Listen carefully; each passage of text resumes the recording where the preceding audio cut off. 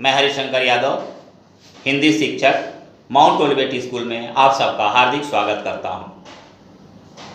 आज मैं इस वीडियो में लेकर आया हूं क्षितिज पुस्तक कक्षा 9वीं की काव्यखंड का दूसरा भाग, पाठ 10 वाक। आज वाक के अभ्यास के प्रश्न इस वीडियो में प्रस्तुत करूंगा। पहली वीडियो में मैं इसका पूरा सारांश और भावार्थ बता चुका हूं।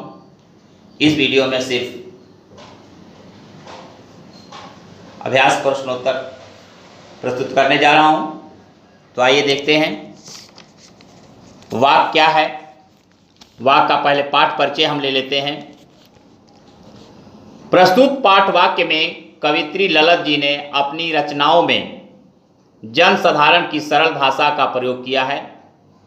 सैकड़ों वर्षों से आज भी कश्मीर जनता की स्मृति और वाणी में उनकी रचनाएं जीवित हैं। उन्हें आधुनिक कश्मीरी भाषा का महत्वपूर्ण स्तंभ माना जाता है। कवित्री के अनुसार मनुष्य का जीवन एक कच्ची मिट्टी के घड़े के समान है। बिना ईश्वर प्रेम की अग्नि में तपे मनुष्य का जीवन अधूरा है। तो एक बार फिर से रिपीट कर लेते हैं इसको। प्रस्तुत पाठ वाक्य में कवित्री ललित जी ने अपनी रचनाओं में जन साधारण की सरल भाषा का प्रयोग किया है। सैकड़ों वर्षों से आज भी कश्मीरी जनता की स्मृति और वाणी में उनकी रचनाएं जीवित है। उन्हें आधुनिक कश्मीरी भाषा का महत्वपूर्ण स्तंभ माना जाता है। कवित्री के अनुसार मनुष्य का जीवन एक कच्ची मिट्टी के घड़े के समान है। बिना ईश्वर प्रेम की अग्नि में तपे मनुष्य का जीवन अधूरा है। तो आइए अभ्यास के प्रश्न का पहला प्रश्न है,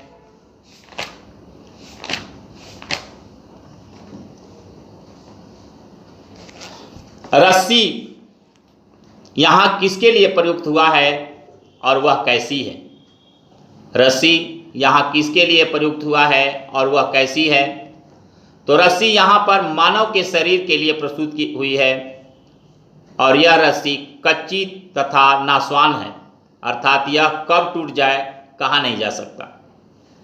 रस्सी यहाँ पर मानव के शरीर के लिए प्रयुक्त हुई है और यह रस्सी कच्ची तथा नासवान है, अर्थात यह कब टूट जाए कहा नहीं जा सकता। आइए प्रश्न नंबर 2, कवित्री द्वारा मुक्ति के लिए किए जाने वाले प्रयास व्यर्थ क्यों हो रहे हैं? कवित्री द्वारा मुक्ति के लिए किए जाने वाला प्रयास व्यर्थ क्यों हो रहे हैं? आइए उत्तर देखते हैं। कवित्री के कच्चेपन के कारण उसके मुक्ति के सारे प्रयास विफल हो रहे हैं, अर्थात उसमें अभी पूर्ण रूप से प्रौढ़ता नहीं आई है।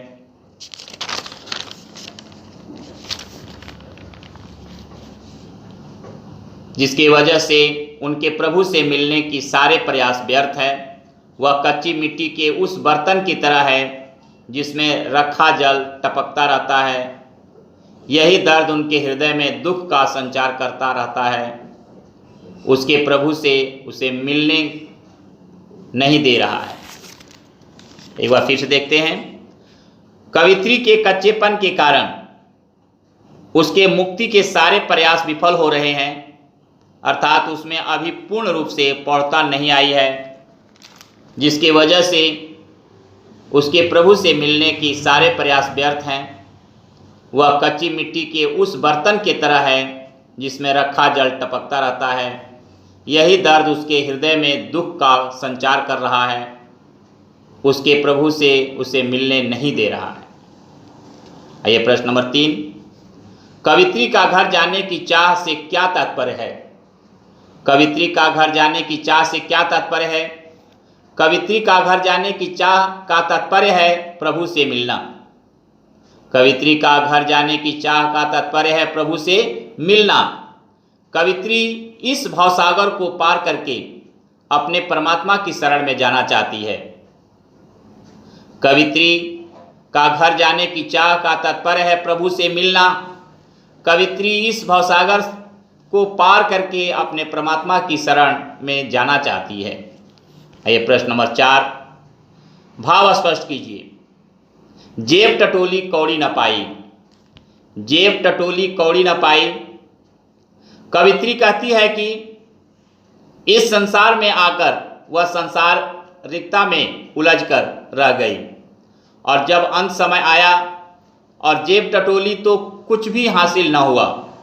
अब उसे चिंता सता रही है कि भवसागर पार कराने वाला माझी अर्थात ईश्वर को उतराई के रूप में क्या देगी। आइए फिर देखते हैं। कवित्री कहती है कि संसार में आकर वह सांसारिकता में उलझकर रह गई है, और जब अंत समय आया और जेब टटोली तो कुछ भी हासिल न हुआ। अब उसे चिंता सता रही है कि भवसागर पार कराने वाला माझी अर्थात ईश्वर को उतराई के रूप में क्या देगी। खा खाकर कुछ पाएगा नहीं, न खाकर बनेगा अहंकारी। तो प्रस्तुत पंक्तियों में कवित्री मनुष्य को ईश्वर प्राप्ति के लिए मध्यम मार्ग अपनाने को कह रही है। कवित्री कहती है कि मनुष्य को भोग विलास में पड़कर कुछ भी प्राप्त होने वाला नहीं है। मनुष्य जब सांसारिक भोगों की पूरी तरह से त्याग देता है तब उसके मन में अहंकार की भावना पैदा हो जाती है। अतः भोग त्याग सुख दुख के मध्य का मार्ग अपनाने की बात यहाँ पर कवित्री कह रही है। प्रस्तुत पंक्तियों में कवित्री मनुष्य को ईश्वर प्राप्ति के लिए मध्यम मार्ग अपनाने को कह रही है। कवित्री कहती है कि मनुष्य को भोग विलास में पड़कर कुछ भी प्राप्त होने वाला नहीं है। मनुष्य जब सांसारिक भोगों को पूरी तरह से त्यागता है तब उसके मन में अहंकार की भावना पैदा हो जाती है। अतः भोग त्याग सुख दुख के माध्यम का भोग त्याग सुख दुख के मध्य का मार्ग अपनाने की बात यहाँ पर कवित्री कह रही है। यह प्रश्न नंबर 5, बंद द्वार की सांकल खोलने के लिए ललद ने क्या उपाय सुझाया है।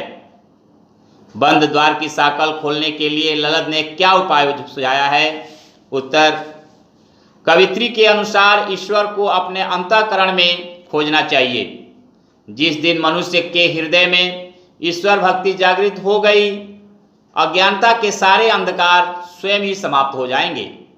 जो दिमाग इस सांसारिक भोगों को भोगने का आदी हो गया है और इसी कारण उसमें ईश्वर से खुद को विमुख कर लिया है, प्रभु को अपने हृदय में पाकर स्वतः ही ये सांकल खुल जाएगी और प्रभु के लिए सारे रास्ते मिल जाएंगे। आइए फिर देखते हैं एक बार और। कवित्री के अनुसार ईश्वर को अपने अंतःकरण में खोजना चाहिए। जिस दिन मनुष्य के हृदय में ईश्वर भक्ति जागृत हो गई, अज्ञानता के सारे अंधकार स्वयं ही समाप्त हो जाएंगे और दिमाग इन सांसारिक भोगों को भोगने का आदी हो गया है और इसी कारण उसमें ईश्वर में खुद को विमुख कर लिया है। प्रभु को अपने हृदय में पाकर स्वतः ही ये सांकल खुल जाएगी और प्रभु के लिए सारे रास्ते मिल जाएंगे। प्रश्न नंबर 7। प्रश्न नंबर 6, ईश्वर प्राप्ति के लिए बहुत से साधक हठ योग जैसी कठिन साधना भी करते हैं, लेकिन उससे भी लक्ष्य की प्राप्ति नहीं होती। यह भाव किन पंक्तियों से व्यक्त हुआ है, किन पंक्तियों में व्यक्त हुआ है। उत्तर है, आई सीधी राह से गई न सीधी राह, सुषुम सेतु पर खड़ी थी बीत गया दीना। आई सीधी राह से गई न सीधी राह, सुषुम सेतु पर खड़ी थी बीत गया दीना। जेब टटोली कौड़ी न पाई, माझी को दो क्या उतराई। आई सीधी राह से गई न सीधी राह, सुषुम सेतु पर खड़ी बीत गया दीना। जेब टटोली कौड़ी न पाई, माझी को दो क्या उतराई। प्रश्न नंबर 7, ज्ञानी से कवित्री का क्या अभिप्राय है। यहाँ कवित्री ने ज्ञानी से अभिप्राय उस ज्ञान को लिया है जो आत्मा और परमात्मा के संबंध को जान सके। ना कि उस ज्ञान से जो हम शिक्षा द्वारा अर्जित करते हैं। कवित्री के अनुसार भगवान कण कण में व्याप्त हैं, पर हम उनके धर्मों में विभाजित कर मंदिरों और मस्जिदों में ढूंढते हैं। जो अपने अंतःकरण में बसे ईश्वर के स्वरूप को जान सके वही ज्ञानी कहलाता है। वही उस परमात्मा को प्राप्त करता है। तात्पर्य यह है कि ईश्वर को अपने ही हृदय में ढूंढना चाहिए, और जो उसे ढूंढ लेते हैं वही सच्चे ज्ञानी हैं। फिर से एक बार देखते हैं। यहाँ कवित्री ने ज्ञानी से अभिप्राय उस ज्ञान को लिया है जो आत्मा और परमात्मा के संबंध को जान सके, ना कि उस ज्ञान से जो हम शिक्षा द्वारा अर्जित करते हैं। कवित्री के अनुसार भगवान कण कण में व्याप्त है, पर हम उसको धर्मों में विभाजित कर मंदिरों और मस्जिदों में ढूंढते हैं। जो अपने अंतःकरण में बसे ईश्वर के स्वरूप को जान सके वही ज्ञानी कहलाता है। वही उस परमात्मा को प्राप्त करता है। तात्पर्य यह है कि ईश्वर को अपने ही हृदय में ढूंढना चाहिए। जो उसे ढूंढ लेते हैं वही सच्चे ज्ञानी कहलाते हैं। तो आइए इस प्रकार से वाक् चैप्टर का अभ्यास के प्रश्नोत्तर पूरा होता है। फिर मिलेंगे अगले वीडियो में। तब तक के लिए नमस्कार। जय हिंद, जय भारत।